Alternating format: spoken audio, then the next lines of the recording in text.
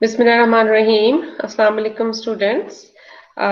Starting the formal session of today's interactive lecture, we are going to discuss today about the augmented interventions. अच्छा जी, अब आपको पिछले जो हमने डिस्कशंस की थी उससे आप लोगों को याद होगा कि हमने वहाँ पे आपके कहा था कि डिफरेंट इंटरवेंशंस जो हैं वो हमारे पास अवेलेबल होती हैं जो कि न्यूरोलॉजिकल पेशेंट्स में हम यूज करते हैं।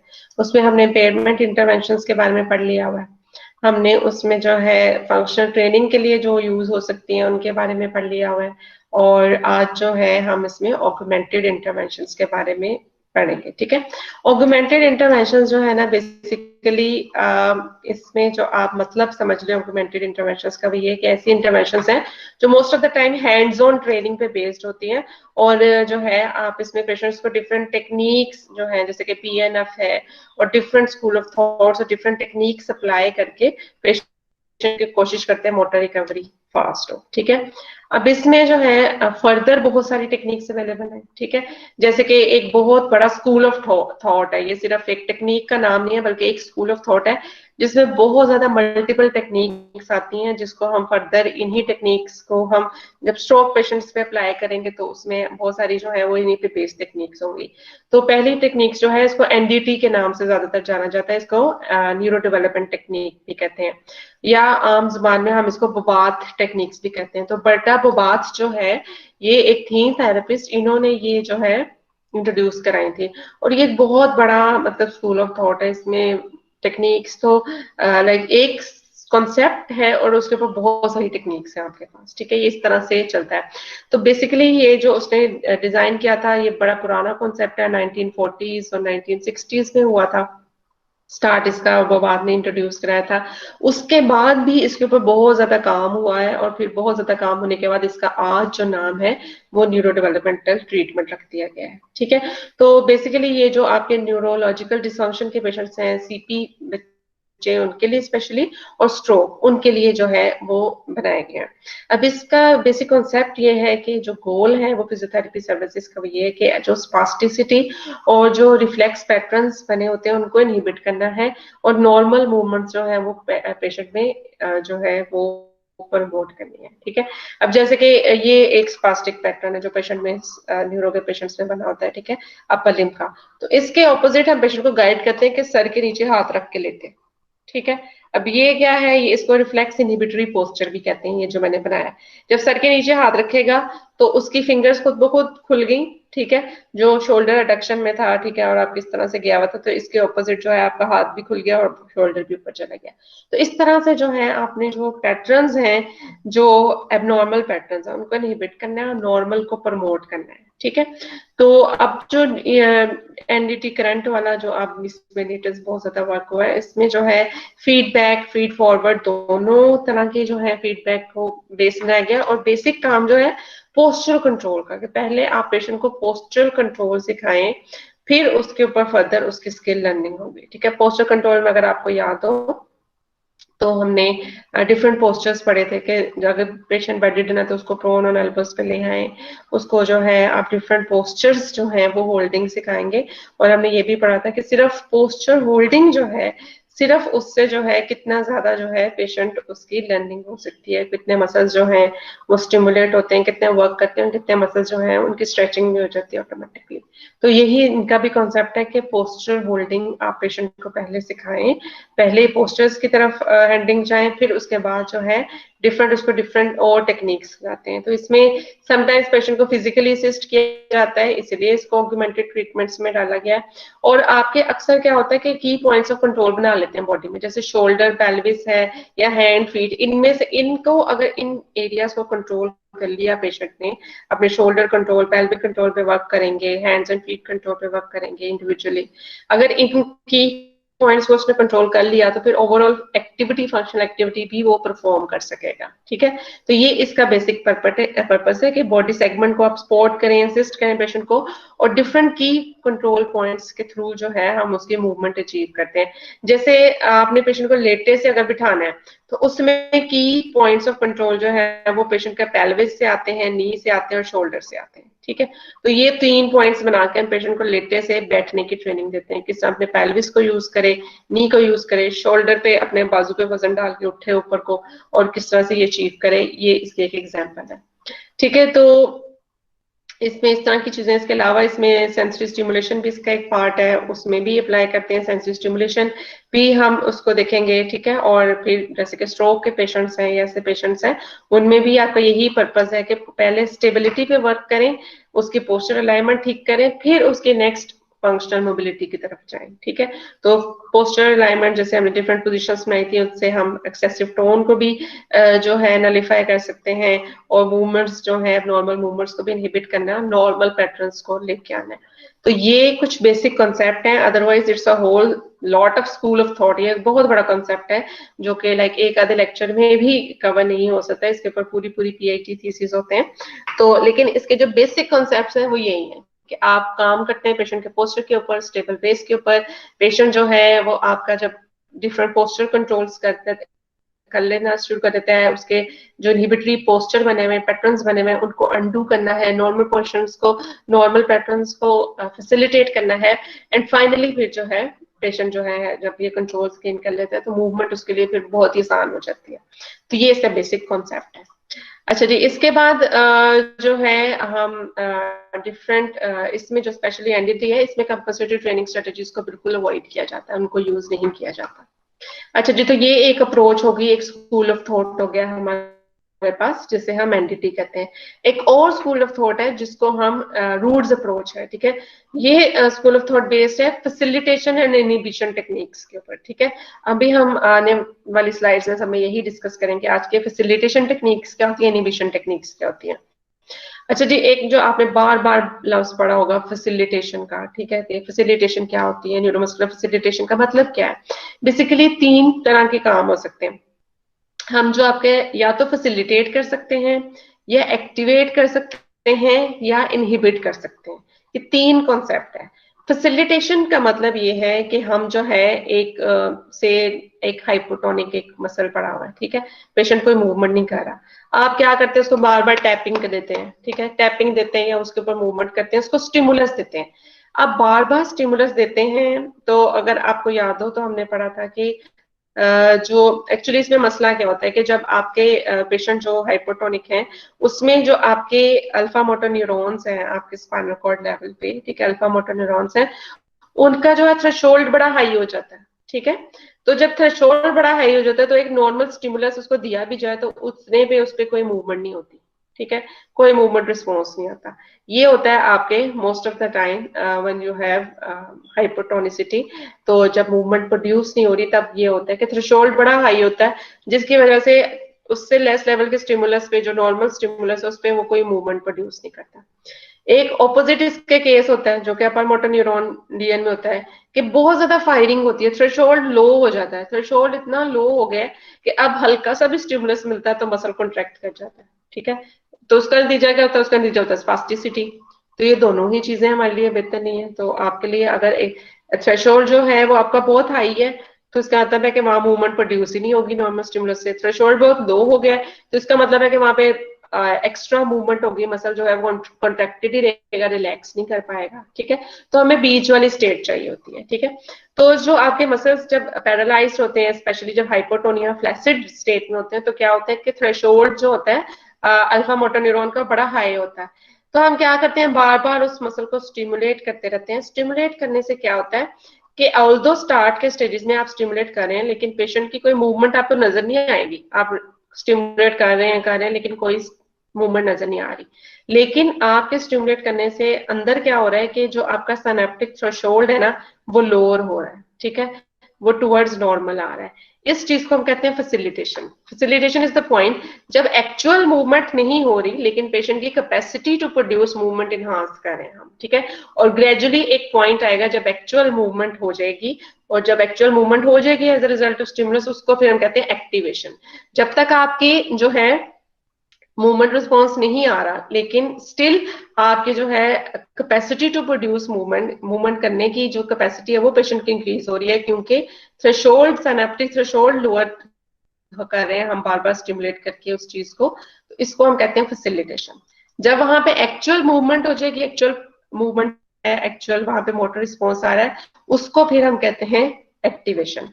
और इसके ऑपोजिट मैंने बताया था कि इसके ऑपोजिट क्या है कि आपके इतनी ज्यादा ऑलरेडी थ्रेशोल्ड इतना लो है, इतनी ज्यादा फायरिंग हो रही है कि मैं रिलैक्स ही नहीं कर पा रहा। तो उसमें हम क्या करते हैं कि उसमें इनहिबिट करना पड़ता है, उसमें ऑपोजिट रिस्पॉन्स देना पड़ता है कि आपका जो कैपेसिटी टू इनिशिएट मूवमेंट है उसको कम करना पड़ता है, क्योंकि बहुत ज्यादा मूवमेंट प्रोड्यूस हो रही है, बहुत ज्यादा जो है वो डिस्चार्ज हो रहा है आपके इम्पल्सेस का। तो वहां पे क्या करना पड़ता है, सिनेप्टिक थ्रेशोल्ड को रेज करना पड़ता है, ताकि न्यूरॉन जो है वो बहुत इजीली फायर ना हो जाए, बिल्कुल हल्के से स्टिमुलस से फायर ना हो जाए। जैसे कि स्पास्टिसिटी में होता है कि इतनी ज्यादा फायरिंग हो रही होती है कि मसल स्पास्टिक ही हो जाता है, उसमें रिलैक्स ही नहीं कर पाता, उसमें कॉन्ट्रेक्शन फॉर्म में ही रह जाता है। तो फिर स्पास्टिक मसल्स के लिए हमें इनहिबिट करना पड़ता है, ठीक है। तो आप कॉम्बिनेशन जो है स्पाइनल और सुप्रा स्पाइनल, जो एक आप स्पाइनल लेवल पे दे रहे हैं जो ब्रेन से आ रही है, उनका कॉम्बिनेशन जो अल्फा मोटर न्यूरॉन पे एक्ट कर रहा है, उससे पता चलेगा कि at the end of the day आपका मसल रिस्पॉन्स जो है वो फैसिलिटेटेड हो रहा है, इनहिबिट हो रहा है या एक्टिवेट हो रहा है। तो ये जो है आपने इसका ख्याल रखना है, ठीक है। अब इससे पहले कि हम न्यूरोमस्कुलर फैसिलिटेशन टेक्निक्स डिस्कस करें, ये थोड़ा सा कॉन्सेप्ट है जो कि मैं आप लोगों से पूछना चाहूंगी कि आप लोगों को इसकी समझ आई है कि नहीं। तो अगर किसी का कोई क्वेश्चन है तो मुझे बता दें, अदरवाइज अगर आपको समझ आ गई है कि क्या डिफरेंस है फैसिलिटेशन में, एक्टिवेशन में और इनहिबिशन में, तो वो आप बता दें। स्पेशली आपको जो ज्यादातर हमारे लिए इसमें ज्यादा इंपॉर्टेंट है वो है फैसिलिटेशन और इनहिबिशन, क्योंकि मोस्ट ऑफ द टाइम हम फैसिलिटेटिव टेक्निक से या तो अप्लाई करते हैं, एक्टिवेशन उसी का नेक्स्ट स्टेप है, और या फिर हम जो है इनहिबिटरी टेक्निक से अप्लाई करते हैं, ठीक है। तो वो हम आगे डिस्कस करने वाले हैं। तो अगर किसी का कोई क्वेश्चन है यहाँ तक तो वो काइंडली पूछ लीजिए। मैम एक दफा प्लीज दोबारा बता दें इसको, फैसिलिटेशन, एक्टिवेशन और इनहिबिशन को। देखिए, फैसिलिटेशन, एक्टिवेशन, इनहिबिशन बताया है कि आपके due to any neurological event, ठीक है, कोई भी आपका स्ट्रोक हुआ जैसे, ठीक है, अपर मोटर न्यूरॉन लियन हुई या लोअर मोटर न्यूरॉन लियन हुई, तो इसमें आपके दो तरह के जो है रीजंस आपके सामने आते हैं, ठीक है। आइदर या तो पेशेंट्स जो है आपका एक तो अंदर इवेंट हुआ ना, उसके नतीजे में आपको पता है जो आपका एक्चुअल मोटर न्यूरॉन है वो कहाँ से होता है, अल्फा मोटर न्यूरॉन से जनरेट हो रहा होता है, सेल बॉडी आपकी स्पाइनल कॉर्ड में पड़ी हुई है, ठीक है। तो वहां पे जो है एक थ्रेशोल्ड होता है, ठीक है, एक लेवल होता है, उस थ्रेशोल्ड को मीट करते जब आपका स्टिमुलस आएगा तो मूवमेंट हो जाती है। जब आपके अपर मोटर न्यूरॉन लियंस होती हैं उसमें क्या होता है कि थ्रेशोल्ड इतना लो होता है कि हल्का सा भी स्टिमुलस मिला तो वहां पे कॉन्ट्रैक्शन हो जाती है, जिसका नतीजा क्या होता है कि स्पास्टिसिटी हो जाती है। आपका पेशेंट का मसल रहता ही कॉन्ट्रैक्टेड फॉर्म में है, क्योंकि थ्रेशोल्ड इतना लो है, हर स्टिमुलस जो है, हर पासिंग जो पीछे से आ रहा है सिग्नल, वो वहां पे कॉन्ट्रैक्शन शो हो रही है, तो थ्रेशोल्ड लो हो गया। ऑन द अदर हैंड जो आपके लोअर मोटर न्यूरॉन लियंस है, फ्लैसिड, उसमें थ्रेशोल्ड हाई हो जाता है, वो इतना हाई हो जाता है कि नॉर्मल स्टिमुलस जो है, कमांड फॉर मूवमेंट आप देते हैं या स्टिमुलस देते हैं, उस पर कोई मूवमेंट ही नहीं प्रोड्यूस होती, थ्रेशोल्ड इतना हाई हो चुका होता है कि मसल कॉन्ट्रैक्शन शो ही नहीं करता, ठीक है। तो ये दोनों चीजें आपके फेवर में नहीं है। तो हम क्या करते हैं, इन केस वेयर आपका लोअर मोटर न्यूरॉन है, फ्लैसिड है, हम बार बार स्टिमुलस अप्लाई करते हैं, बार बार स्टिमुलस के नतीजे में क्या होता है कि थ्रेशोल्ड जो बड़ा हाई हुआ होता है वो लो होना शुरू हो जाता है। जब थ्रेशोल्ड आपका लो की तरफ जाएगा तो उसमें जो है इससे पहले कि मूवमेंट स्टार्ट हो, एक पॉइंट आता है जिसमें आपके पोटेंशियल टू क्रिएट मूवमेंट तो बढ़ रहा है, थ्रेशोल्ड लो हो रहा है, लेकिन एक्चुअल मूवमेंट नहीं हो रही है अभी, उसको हम फैसिलिटेशन कहते हैं। उसके बाद अगर मजीद आप स्टिमुलस करते रहेंगे तो एक पॉइंट आएगा जब एक्चुअल मूवमेंट भी हो जाएगी। जब एक्चुअल मूवमेंट होती है तो उसको हम एक्टिवेशन कहते हैं, जो कि आम नॉर्मल लोगों में होता है कि आपने स्टिमुलस दिया, उसके जवाब में मूवमेंट प्रोड्यूस होगी, दिस इज एक्टिवेशन, ठीक है। लेकिन आपने स्टिमुलस दिया लेकिन मूवमेंट कोई प्रोड्यूस नहीं हो रही, लेकिन अंदर थ्रेशोल्ड लो हो रहा है, this is facilitation. On the other hand हम क्या करते हैं, फॉर इनहिबिशन हम क्या करते हैं, हम थ्रेशोल्ड को हमने जो है वो ऑपोजिट काम करना है, थ्रेशोल्ड जो है वो आपका हमने उसका थ्रेशोल्ड रेज करना है ताकि हल्के से स्टिमुलस से भी वहां पे कॉन्ट्रैक्शन शो ना हो। तो इसको हम कहते हैं इनहिबिशन, कि हमने लाइक एक जहां पे बहुत ज्यादा कॉन्ट्रैक्शन शो हो रही है वहां पे हमारी कोशिश हो कि उसको रिलैक्स करें, कॉन्ट्रैक्शन ना शो हो वहां पे, ठीक है। तो उसको हम कहते हैं इनहिबिशन। तो ये है कॉन्सेप्ट इनका, ठीक है। ओके, आगे समझ गया? अभी भी कोई एम्बिग्विटी है? Okay, if you are clear enough तो फिर हम आगे इनकी टेक्निक्स डिस्कस कर लेते हैं कि किस तरह से स्टिमुलेट किया जाता है और कौन सी टेक्निक्स हैं जो कि इनहिबिट करती हैं, स्टिमुलेट नहीं करती। ठीक है, तो सबसे पहले जो है हम डिस्कस करते हैं रेजिस्टेंस के बारे में। रेजिस्टेंस जो है आप जब भी देते हैं, ठीक है, आपको पता है स्ट्रेंथनिंग के लिए देते हैं, बहुत सारे तरीकों से अप्लाई हो सकती हैं। रेजिस्टेंस जब अप्लाई करते हैं ये फैसिलिटेशन इफेक्ट देती है। ठीक है, इंटरफ्यूजर एक्स्ट्राफ्यूजर दोनों तरह के मसल्स की कॉन्ट्रैक्शन को फैसिलिटेट करती है।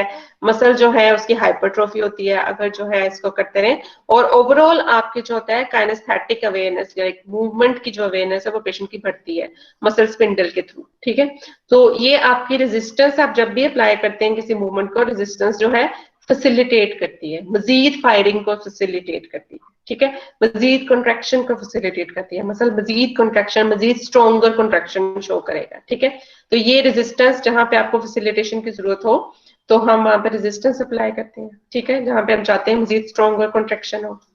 फिर इसके बाद जो है एक कॉन्सेप्ट हमने पहले भी पढ़ा था कि अगर आप ज्यादा रेजिस्टेंस अप्लाई करते हैं तो फ्लो ऑफ एफर्ट हो सकता है आपके एक लाइक हमने कहा था कि अगर अनअफेक्टेड लिम्ब को हम रेजिस्ट करें तो अनअफेक्टेड लिम्ब पे भी थोड़ी बहुत जो है वो स्ट्रेंथनिंग जाएगी, तो इसको ओवरफ्लो कहते हैं। कि जब आप बहुत हैवी रेजिस्टेंस एक्सरसाइज करते हैं ना, अगर आपने कभी भारी बैग उठाया नीचे से तो आपने देखा होगा पूरी बॉडी अकड़ जाती है। ठीक है, तो उसकी क्या वजह है कि जब इतनी रेजिस्टेंस होती है तो पूरी बॉडी को फिक्सेड डायरेक्शन और सिनर्जेटिक एक्शन जो है वो शो करने पड़ते हैं। तो इसलिए क्या होता है कि जब एक स्ट्रॉन्ग मसल कंट्रैक्शन शो करता है ना मैक्सिमम रेजिस्टेंस के अगेन, तो वीक मसल्स की भी थोड़ी सी स्ट्रेंथनिंग हो जाती है, और इसी तरह से जो आपके ऑपोजिट लिम्ब के मसल्स हैं उनकी भी थोड़ी सी स्ट्रेंथनिंग हो जाती है। तो इसलिए रेजिस्टेंस जो है उसको हम as a facilitation technique use करते हैं। उसके बाद quick stretch to agonist, quick stretch का बार बार कॉन्सेप्ट डिस्कस किया, मायोटेटिक क्विक स्ट्रेच। जब भी क्विक स्ट्रेच देते हैं तो अपनी उंगलियों को देके देख लें, फौरन से वापस आएंगी। ठीक है, तो क्विक स्ट्रेच के रिजल्ट में क्या होता है, कॉन्ट्रैक्शन होती है। तो मैक्सिमली हम लेंथन रेंज में पीएनएफ में भी इसको अप्लाई करते हैं, मसल को लेंथन करके क्विक स्ट्रेच अप्लाई करते हैं। तो जो मसल्स बिल्कुल कॉन्ट्रैक्शन शो नहीं कर रहे होते ना, जब हम स्ट्रेच अप्लाई करते हैं तो एज अ रिफ्लेक्स जो है क्विक स्ट्रेच में वो कॉन्ट्रैक्शन शो करते हैं। ठीक है, तो ये भी फैसिलिटेटरी है, कॉन्ट्रैक्शन को फैसिलिटेट करता है। तो ये फैसिलिटेटरी एक और टेक्निक है, क्विक स्ट्रेच अप्लाई करते हैं। अच्छा जी, एक और फैसिलिटेटरी टेक्निक है टैपिंग। टैपिंग की जाती है आइदर मसल बेली के ऊपर या टेंडन के ऊपर, जैसे ये है तो इसके ऊपर टैपिंग करें, बार बार पेशेंट को टैपिंग करें, टेंडन है उसके ऊपर टैपिंग करें, तो ये भी फैसिलिटेशन कॉज करेगा। ठीक है, तो आप जैसे बाइसेप के टेंडन के ऊपर कर लें तो ये भी आपका फैसिलिटेटरी है। होता क्या है कि यहाँ पे भी स्ट्रेच रिफ्लेक्स हो रहा है। क्विक, मैंने जब इसको ऐसे टैप किया, जैसे कि अगर आपको याद हो हमने टेंडन रिफ्लेक्सिस में भी पढ़ा था कि एक्चुअली में वहां पे भी जब क्विक टैप करते हैं तो स्ट्रेच रिफ्लेक्स आता है जिसकी वजह से वो कंट्रैक्शन शो होती है। तो यहाँ पे भी वही इफेक्ट हम ले रहे हैं कि जब टैपिंग करते हैं तो एक क्विक स्ट्रेच आएगा स्पेशली ऑन द टेंडन, तो वो फिर आपकी मसल जो है वो एक स्ट्रॉन्गर कॉन्ट्रैक्शन शो करेगा। ठीक है, तो इसको हम यूज करते हैं जैसे वेट होल्डिंग में, पेशेंट खड़ा हो रहा है लेकिन खड़ा नहीं हो पा रहा, नी बल्क कर जाती है, नी फ्लेक्स कर जाती है, तो पकड़ के उसके जो है क्वाड्स के ऊपर आप टैपिंग करें। ठीक है, तो when you will tap the muscle तो मसल स्ट्रॉन्गर कॉन्ट्रैक्शन शो करता है, इसलिए हम इसको कहते हैं फैसिलिटेटरी टेक्निक। इसके ऑपोजिट, फैसिलिटेटरी टेक्निक की ऑपोजिट टेक्निक हमने कहा होती है इनहिबिटरी, जो कि कॉन्ट्रैक्शन को इनहिबिट कर देगी। ठीक है, तो अगर हम क्विक स्ट्रेच देते हैं तो वो फैसिलिटेट करती है, लेकिन अगर हम प्रोलॉन्ग स्ट्रेच दें, लंबी देर के लिए स्ट्रेच करें, तो वो मसल जो है वो आपका इनहिबिट होता है। ठीक है, तो प्रोलॉन्ग स्ट्रेच मसल को इनहिबिट करती है, टोन को रिड्यूस करती है, और यहाँ पे स्ट्रेच प्रोटेक्शन रिफ्लेक्स है, ये गोल्जी टेंडन ऑर्गेनिक रूट होते हैं, उसमें हमारे क्विक स्ट्रेच में हमारा हुआ था मसल स्पिंडल, और प्रोलॉन्ग स्ट्रेच में गोल्जी टेंडन ऑर्गन रिक्रूट होते हैं। वो क्या करते हैं कि जहां पे क्विक स्ट्रेच प्रोलॉन्ग स्ट्रेच दी जाती है तो मसल जो है रिलैक्स हो जाता है। ठीक है, इनहिबिट हो जाता है, वो आपका जो है थोड़ा सा गिव कर जाता है, वो इलोंगेट हो जाता है। इसलिए हम, अगर आपको याद हो, जो मसल शॉर्टन होते हैं उनको स्ट्रेचिंग अप्लाई करते हैं ताकि वो इलोंगेट हो जाए। तो स्ट्रेचिंग, प्रोलॉन्ग स्ट्रेचिंग स्पेशली जो है वो हम पोजीशनिंग के थ्रू दे सकते हैं। अगर आपको याद होगा हमने कहा था बिठा दें पेशेंट को तो हाथों से जो है, या क्वाड्रापेड पोजीशन में हाथों से जो है वो आपके स्ट्रेच हो रहे हैं सारे मसल्स, तो पोजीशनल प्रोलॉन्ग स्ट्रेच दे सकते हैं। स्प्लिंट यूज कर सकते हैं, सीरियल कास्ट के बारे में हमने पढ़ा था, मैकेनिकल वेट्स यूज करते हैं, कोई भी ऐसी चीज आप यूज करते हैं, जैसे एक बड़े कॉमन एग्जांपल है कि स्ट्रोक के पेशेंट जो हैं जिनमें एल्बो बड़ी फ्लेक्स हुई होती है, तो हम क्या करते हैं, हैंड में वेट कर दे के तो उसको स्ट्रेच करते हैं, तो वो होल्ड करता है वेट को या किसी भी चीज को, तो वो स्ट्रेच रहती है। तो ये प्रोलॉन्ग स्ट्रेच जो है ये इनहिबिटरी इफेक्ट देती है। इट मीन्स के कॉन्ट्रेक्शन के अगेंस्ट जो है वो आपको इनहिबिट करती है मसल को। फिर इसके बाद एक टेक्निक है ज्वाइंट अप्रोक्सीमेशन। इसमें ये आपको मैनुअल थेरेपी में आप लोगों ने ये टेक्निक्स पढ़ी होंगी, अप्रोक्सीमेशन एंड ट्रैक्शन, ये दोनों क्या फैसिलिटेट करती है मोशन को। तो हम क्या करते हैं, अप्रोक्सीमेशन में दो जो ज्वाइंट सर्विसेज है उनको आपस में अप्रोक्सीमेट करते हैं, ठीक है। एक पकड़ के ज्वाइंट से ये है, मैंने इसको आपस में ज्वाइंट सर्विसेज को कंप्रेस कर दिया, तो इसको कहते हैं ज्वाइंट अप्रोक्सीमेशन। ये हम इस ऐसे भी कर सकते हैं, मैनुअली भी कर सकते हैं, या जैसे जब आप खड़े होते हैं तो आपकी नीज पे ऑलरेडी आ रहा होता है ज्वाइंट अप्रोक्सीमेशन। जो भी वेट बेरिंग एक्टिविटीज है उसमें जो ज्वाइंट्स इन्वॉल्व होते हैं उनके ऊपर जो है ऑटोमेटिकली ज्वाइंट कंप्रेशन आ रहा होता है, ज्वाइंट अप्रोक्सीमेशन हो रही है। और ये क्या करते हैं कि ये आपके जो साइड में ज्वाइंट के मसल्स होते हैं ना, उन सारों को कह लें कि स्टिमुलेट करती है, उन सारों को फैसिलिटेट करती है, और मसल्स जो हैं उनकी को कॉन्ट्रैक्शन होती है। और दूसरी तरफ क्या होता है कि ज्वाइंट भी जो है, ज्वाइंट के रिसेप्टर्स भी जो है वो होते हैं फैसिलिटेट, ज्वाइंट की अवेयरनेस भी इंक्रीज होती है, प्रोप्रियोसेशन इंक्रीज होती है। तो ज्वाइंट अप्रोक्सीमेशन हम कर सकते हैं। और ज्वाइंट अप्रोक्सीमेशन जो है ये मैं आप लोगों के साथ वीडियोस भी शेयर करूंगी कि कैसे अप्लाई करते हैं। जैसे कि मैनुअली कर सकती हूँ, एक हाथ मैंने यहाँ पे रखा और एक हाथ एल्बो के नीचे रखा, और इसको आपस में इस तरह से मैं जब करूंगी, इन दोनों को एक दूसरे के क्लोज मूव करूंगी तो अप्रोक्सीमेशन अप्लाई होगी। इसी तरह पेल्विस पे अप्लाई कर सकते हैं, तो ये स्टेबिलिटी इंक्रीज करेगी, ठीक है। फिर पोस्चर्स के थ्रू हम कर सकते हैं, और इसको जो है जो ज्वाइंट अप्रोक्सीमेशन, इसको पीएनएफ पैटर्न्स अभी हम करेंगे अगले किसी लेक्चर में। तो पीएनएफ में कुछ एक्सटेंसर पैटर्न होते हैं, कुछ फ्लेक्शन पैटर्न होते हैं। एक्सटेंसर्स वाले पुश पैटर्न्स होते हैं, और जो है फ्लेक्शन वाले पुल पैटर्न्स होते हैं। तो पुशिंग जो आपके एक्सटेंसर पैटर्न है उनके अंदर भी हम ज्वाइंट अप्रोक्सीमेशन अक्सर उसके साथ करते हैं ताकि ज्यादा अच्छा रिजल्ट मिले। अच्छा, जिसके ऑपोजिट मैंने बताया था ज्वाइंट ट्रैक्शन, इसको आपको बहुत अच्छी तरह पता होगा कि मैनुअली ज्वाइंट सर्फेस को पकड़ के एक दूसरे से दूर कर देते हैं। एक तो मैनुअली कर सकते हैं, मैनुअल डिस्ट्रैक्शन दे दें। दूसरा वेटेड कफ्स, अगर आप एंकल या रिस्ट पे वेटेड कफ्स लें, या जैसे रिस्ट में आपने कोई वेट उठाया, बड़ा हैवी बाजू उठा के लटका दिया, तो रिस्ट पे भी ट्रैक्शन आएगी, आपकी शोल्डर में भी ट्रैक्शन आती है, ठीक है, और एल्बो पे भी ट्रैक्शन आती है, तो ज्वाइंट ट्रैक्शन आप दे सकते हैं। ये भी क्या करती है, ज्वाइंट मोशन को, traction approximation both are facilitatory techniques, ये दोनों फैसिलिटेट करती हैं और ज्वाइंट अवेयरनेस को एनहांस करती हैं। अब ज्वाइंट मोबिलाइजेशन में अगर आपको याद हो, ज्वाइंट मोबिलाइजेशन जो स्पेशली जो आप ग्रेड 1-2 हैं, स्केलेटन बोन के भी और मैटलैंड के भी, स्केलेटन बोन का ग्रेड 1 और मैटलैंड के ग्रेड 1-2, वो क्या करते हैं, उसमें शुरू के ग्रेड में सिर्फ ट्रैक्शन देते हैं, डिस्ट्रैक्शन, और शुरू के ग्रेड्स जो होते हैं, स्टार्टिंग ग्रेड जो है, वो मोबिलिटी भी इंक्रीज करते हैं, स्पैस भी बेहतर करते हैं और पेन भी कम करते हैं। ज्वाइंट ट्रैक्शन को हम पिछले जो था उसके ऑपोजिट पीएनएफ पैटर्न में, इनको हम फ्लेक्शन और पुलिंग एक्शन में इनकॉर्पोरेट करते हैं, ठीक है, ज्वाइंट ट्रैक्शन को। तो opposite to the previous one, जो ज्वाइंट अप्रोक्सीमेशन था उसके ऑपोजिट हम इसको अप्लाई करते हैं। अच्छा, बाद में ये एक और इसमें एक कॉन्सेप्ट है कि ये जो टेक्निक्स हैं, दीज आर एडिटिव। इसका मतलब है इनके इफेक्ट्स जो हैं वो एक दूसरे को एड ऑन हो सकते हैं। अब दो तरह से एड ऑन हो सकते हैं, एक को हम कहते हैं स्पेशियल सबमिशन, एक को कहते हैं टेम्पोरल सबमिशन।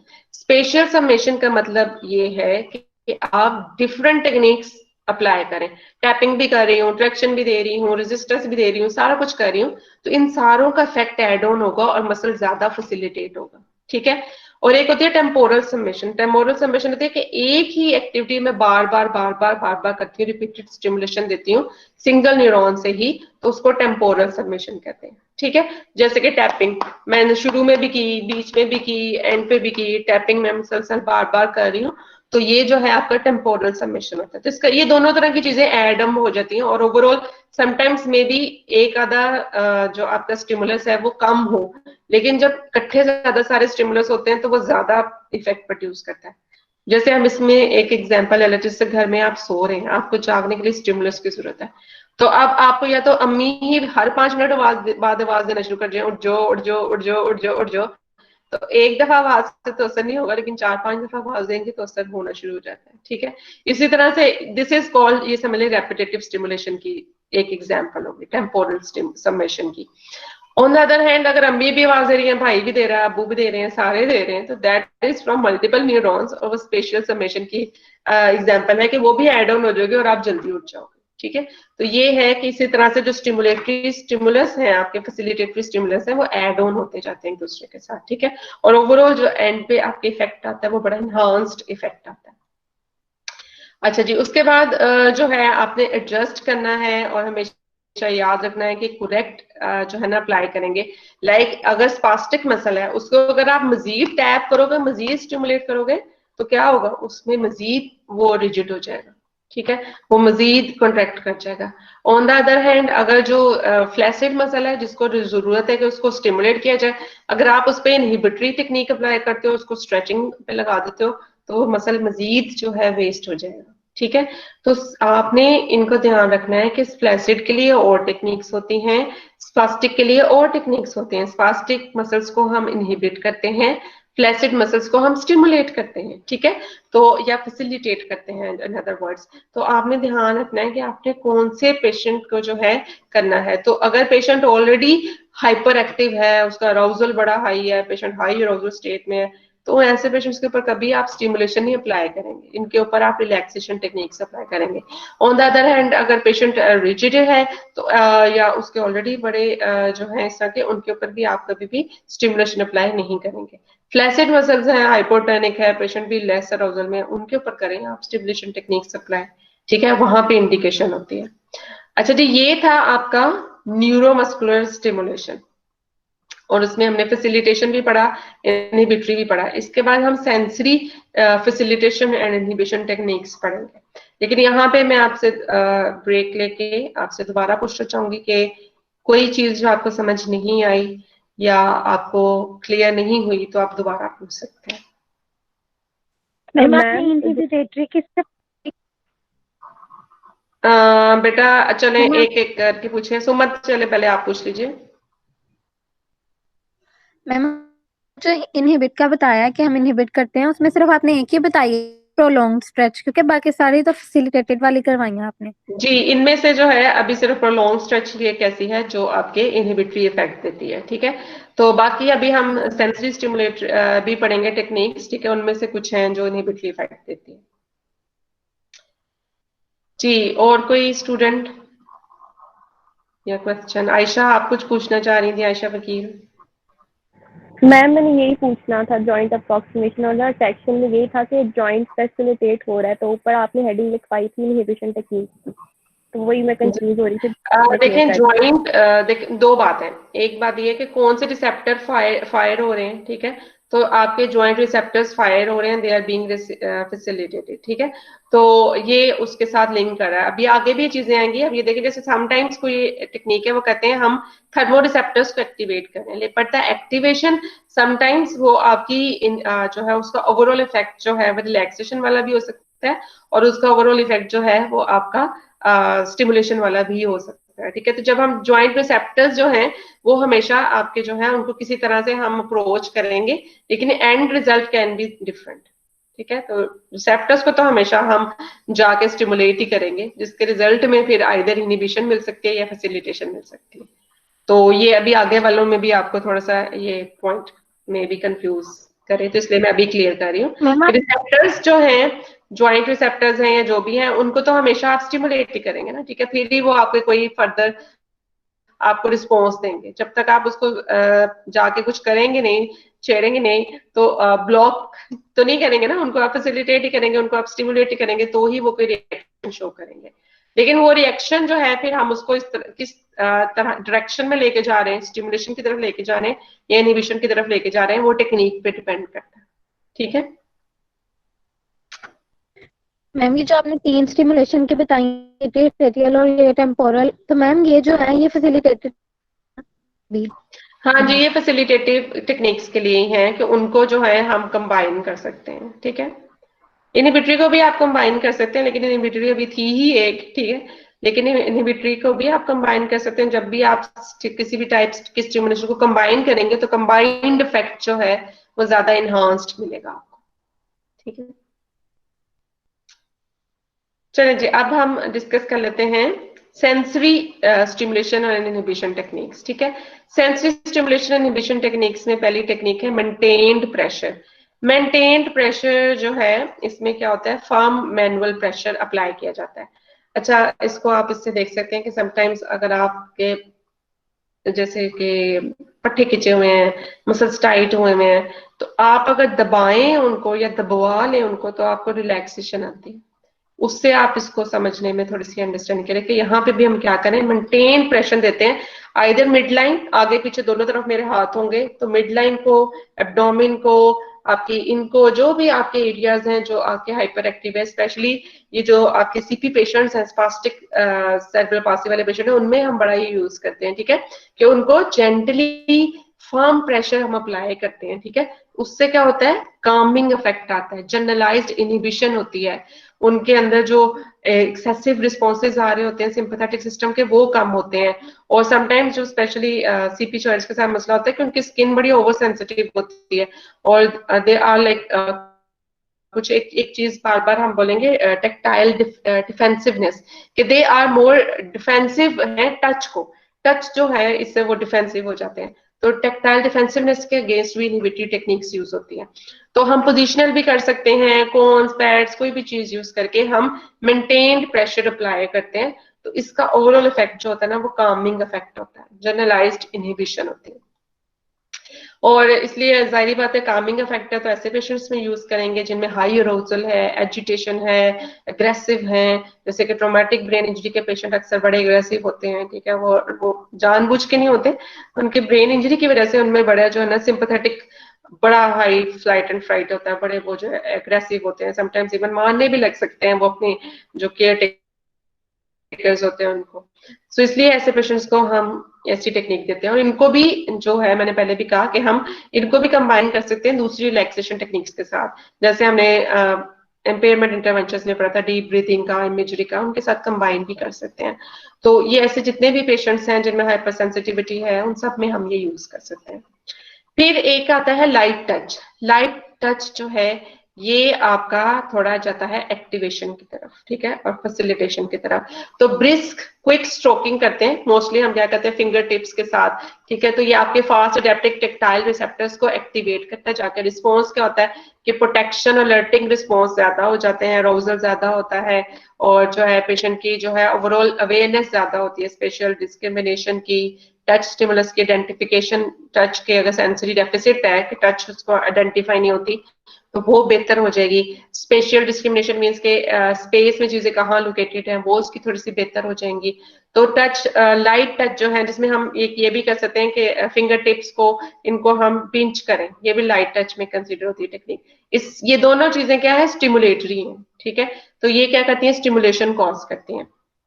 तो आप जब इनको अप्लाई करते हैं तो ज्यादातर कोशिश करते हैं ऐसे एरियाज जो ज्यादा सेंसिटिव है, लिप्स हैं, फेस है, उनके ऊपर अप्लाई करें, हैंड्स फीट्स के ऊपर करें, तो वो ज्यादा अच्छा रिस्पॉन्स मिल जाएगा, ठीक है। एक्चुअली लाइट स्ट्रोकिंग का इफेक्ट है स्टिमुलेटिंग, उसके ऑपोजिट है स्लो स्ट्रोकिंग। स्लो स्ट्रोकिंग का इफेक्ट है इनहिबिटरी, ठीक है। तो ये आपका इनहिबिटरी इफेक्ट देता है, कामिंग इनहिबिटरी इफेक्ट देता है, ओवरऑल पेशेंट की टोन रिड्यूस होती है। अप्लाई कैसे करते हैं कि फ्लैट हैंड लेते हैं, ठीक है, और ओरिजिन से इंसर्शन की तरफ हम ऐसे स्ट्रोक्स देते हैं, तो इसका इफेक्ट जो होता है वो इनहिबिटरी होता है, ठीक है। तो स्लो स्ट्रोकिंग अप्लाई करते हैं, टेक्टाइल रिसेप्टर्स को एक्चुअली एक्टिवेट करते हैं, और ओवरऑल जो इफेक्ट है वो आपका कामिंग इफेक्ट आता है, इनहिबिशन कॉज करते हैं, ठीक है। तो ये हम 3 to 5 मिनट्स में पेशेंट को ऐसे स्लो स्ट्रोकिंग करते रहते हैं, और पेशेंट जो भी हाई एरोजल वाले हैं, टोन ज्यादा है, उनमें रिलैक्सेशन होती है। इसको भी कंबाइन कर सकते हैं। एक चीज जिसका ख्याल रखना है कि अगर पेशेंट की बॉडी पे, जैसे बाजुओं पे करें, बहुत ज्यादा हेयर है, तो फिर हो सकता है ये हेयर्स को इरिटेट कर दे, तो पेशेंट का फिर वो रिलैक्सेशन वाले इफेक्ट नहीं आ सकेगा। अच्छा जी, एक और चीज जो बड़ी कामिंग इफेक्ट देती है वो है वार्मथ, न्यूट्रल वार्मथ हम देते हैं। अगर आपको पता हो कि हीटिंग मोडेलिटीज हम हमेशा यूज करते हैं अपनी बॉडी को रिलैक्स करने के लिए, ठीक है। स्पेशली फिजियोथेरेपी की ज्यादातर मोडेलिटीज जो हैं वो हीटिंग पे बेस्ड है।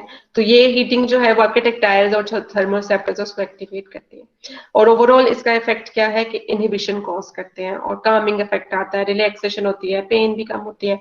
ये सारे इफेक्ट आपने पढ़े होंगे जब आप यूज करते हैं कोई भी इंफ्रारेड मोटिलिटी यूज करते हैं, हॉट पैक्स यूज करते हैं।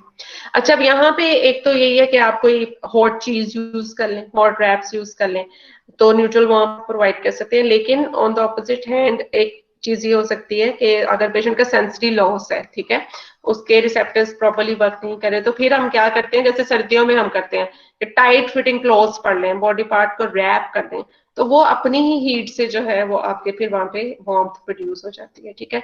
तो ग्लव्स को यूज कर लें, सॉक्स को यूज करें।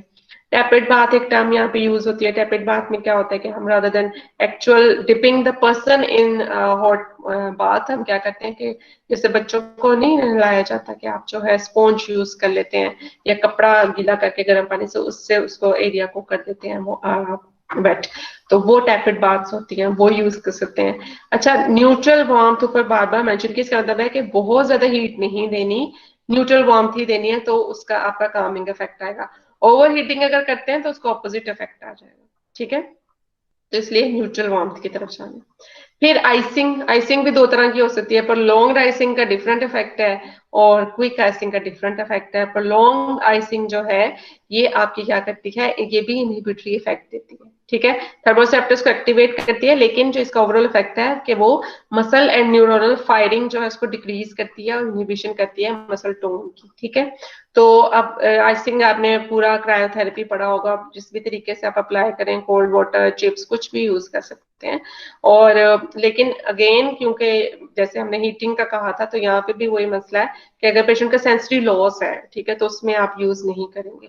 और अगर पेशेंट वैसे ही, कुछ लोग जो होते हैं वो आइसिंग जो है उससे उनको फोबिया होता है या उनके कोई वस्कुलर इश्यूज होते हैं, तो ऐसे लोग जो ऑलरेडी जनरलाइज्ड बड़े मतलब हाई टोन में हैं या ऑटोनॉमिक सिस्टम उनका स्टेबल है या कोई वेस्कुलर जो है प्रॉब्लम है, क्योंकि ये मजीद वेजोकंस्ट्रिक्शन कॉज करती है आपकी आइसिंग, तो उन पेशेंट्स में भी आप इसको अप्लाई ना करें। तो इसको लॉन्ग आइसिंग को जरा देखभाल के अप्लाई करना पड़ता है कि किन पेशेंट्स को ये सूट करेगी।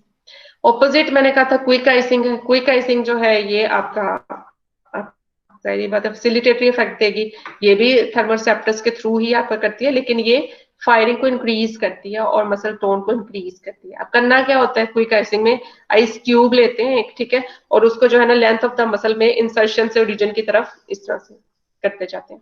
मैं वीडियो इसकी आपके साथ शेयर करूंगी, ठीक है। साफ करते जाना है, साथ ही दूसरे हाथ से, एक हाथ से साफ करते जाएं और एक हाथ से आइस क्यूब को रब करते जाना है। अब ये ख्याल रखना है कि अगर आपने बहुत ज्यादा देर लगाई, क्विक नहीं की, या ओवरऑल एरिया ही ठंडा हो गया, तो इसका क्विक की बजाय प्रोलॉन्ग आइसिंग वाला इफेक्ट आ जाएगा, ठीक है। और तो ये आपने इसमें ध्यान रखना है क्विक आइसिंग के एप्लीकेशन में। अच्छा जी, इसके बाद वेस्टिबुलर स्टिमुलेशन की भी टेक्निक्स हैं, ठीक है। तो दो तरह की टेक्निक्स, एक स्लो वेस्टिबुलर स्टिमुलेशन है और एक आपकी फास्ट वेस्टिबुलर स्टिमुलेशन है। स्लो वेस्टिबुलर इनहिबिशन जो है ये आपकी कामिंग इफेक्ट देती है, इनहिबिशन कॉज करती है। और इसमें क्या करते हैं, जैसे कि आपने रॉकिंग चेयर कभी देखी है, चेयर के ऊपर आगे पीछे झूले लें, या जैसे स्विंग में बैठे हुए हैं, ठीक है बच्चे, इसी तरह बच्चों को हम कोई भी ऐसी एक्टिविटी जो रेपिटेटिव है और जिसमें ऑल्टरनेटिव मोशंस हो रहे हैं, आप उसको पेशेंट को खुद लिटा के भी कर सकते हैं, साइड लाइन रोलिंग में, सिटिंग में, रॉकिंग में कर सकते हैं। तो ये जब भी हम करते हैं तो रेपिटेटिव रोलिंग रॉकिंग जब भी होती है ना, तो ये आपका कामिंग इफेक्ट देती है, ठीक है। अब इसमें स्पीड पे डिपेंड करता है, स्लो और फास्ट में सिर्फ एक ही डिफरेंस है, वो है स्पीड का, ठीक है। अगर यही काम आप थेरेपी बॉल यूज कर रहे हैं, इक्विलिब्रियम बोर्ड, व्हील चेयर, कुछ भी यूज करके पेशेंट को एक कामिंग रिथमिकल मूवमेंट्स प्रोवाइड करते हैं, तो कामिंग इफेक्ट आएगा। ऑन द अदर हैंड अगर आप फास्टली यही चीजें करते हैं तो उसका स्टिमुलेटरी इफेक्ट आएगा, ठीक है। तो आपकी फास्ट वेस्टिबुलर जो है उसमें भी हम क्या करते हैं, बॉडी की पोजीशन एंड मूवमेंट चेंज करनी होती है। फास्ट स्पिनिंग कराएंगे, फास्ट एक्सेलरेशन डिसेलरेशन कर रहे हैं, चेयर स्पिन कर रहे हैं, ये जो झूले आगे होते हैं, अगर आपने कभी देखा हो, इनमें जो तेज वाले झूले होते हैं इनमें आप बैठे हैं तो बॉडी अकड़ जाती है। तो सेम इज द केस है कि अगर फास्ट आप चीजें ऐसी यूज करेंगे, ऐसी राइड्स यूज करेंगे, या पेशेंट के लिए ऐसी कोई चेयर यूज करेंगे, स्कूटर बोर्ड, कोई भी ऐसी चीज यूज करते हैं, तो उसका इफेक्ट स्टिमुलेटरी होता है। लेकिन अगर स्लो यूज करेंगे तो उसका इफेक्ट जो है इनहिबिटरी होता है। ठीक है जी, ये मेन पॉइंट्स थे इस लेक्चर के। अगेन आप लोगों का कोई भी क्वेश्चन है यहाँ तक तो काइंडली आप पूछ लीजिए।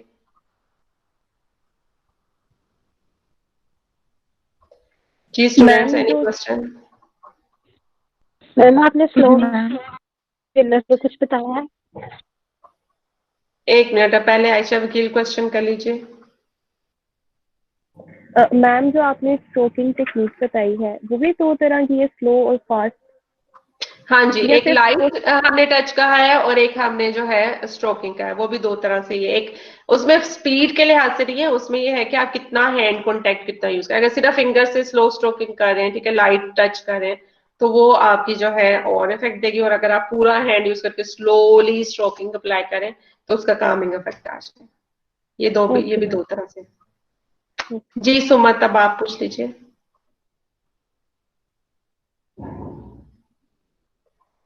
मैम ये पूछना था, आपने स्लो वेस्टिबुलर से पहले जो बताया वो बताइए। स्लो वेस्टिबुलर से पहले क्या बताया? मैम मेरा ना मतलब क्या ये डिसमिस मैम कॉल तो इस आइसिंग वजह से मैं पूछ रही हूँ। जी बेटा, चलो फिर आप अगर नेट के इश्यूज है तो वो आपको रिकॉर्डिंग में मिल जाएगा। वो क्विक एंड स्लो आइसिंग के बारे में जो है वो बताया गया था, ठीक है। वो आपके रिकॉर्डिंग इस लेक्चर की आपके लिए अवेलेबल हो जाएगी, ठीक है। अच्छा जी, एनीवन एल्स? एक्सक्यूज मैम, ये टैपेड बाथ का क्या बताया था आपने? टेपेड बाथ आपको बताया था कि स्पॉन्ज लेके या कपड़ा गीला करके गर्म पानी में उसको बॉडी पे फेरेंगे, तो उसको टैपेड बाथ कहते हैं। ऐसे बच्चों को नहीं करते सर्दियों मैम में वो पूरा नहलाने की बजाय। करता है या फिर वो कोल्ड से, वो डिपेंड करता है सिचुएशन पे। सॉरी? वो वार्म या फिर हम लोग कोल्ड, वो क्या प्रेफर करेंगे, वो डिपेंड करता है। जी ये आपकी अपनी चॉइस है, ये आपके पास सारे टूल्स हैं, ठीक है। तो आप देख लें, जैसे कि अगर सर्दियां हैं तो आप चले जाएं थोड़ा वार्म की तरफ, अगर गर्मियां हैं तो फिर आप आइस भी यूज कर सकते हैं। तो आप अकॉर्डिंग टू द सिचुएशन आपकी अपनी क्लिनिकल डिसीजन मेकिंग है। इफेक्ट दोनों के जो वो आपको बता दिए हैं वो सेम रहेंगे, वो जब भी आप उसको अप्लाई करेंगे। एक्सक्यूज अच्छा जी। मैम, ये जो स्लो जी वेस्टिबुलर बेटा। स्टिमुलेशन है ये इनहिबिटरी इफेक्ट देगा, जबकि जो फास्ट वेस्टिबुलर स्टिमुलेशन है वो एक्टिवेशन कराएगा या हाँ फैसिलिटेशन? जी, हाँ जी, ऐसा ही है। ओवरऑल फुल बॉडी जो है वो एक्टिवेशन कॉज होगी फास्ट वालों से, और स्लो वाले जो है वो ओवरऑल आपकी इनहिबिशन और कामिंग इफेक्ट देंगे, ठीक है। चलिए students, if there are no other question then I am going to wind up this session, ठीक है। तो अब आप लोगों ने मैम जो है इसकी पेरेंट्स निकाल रिकॉर्डिंग भी दें। आपको मिल जाएगी, रिकॉर्डिंग लेक्चर भी मिल जाएगा। आपने उससे जो है आपका क्विज अपलोड होगा, वो आपने सॉल्व करना है, ठीक है, लेक्चर को ध्यान से सुन के। जी Suman, do you have any question? Okay, then I'm going to जी stop मैम। recording now.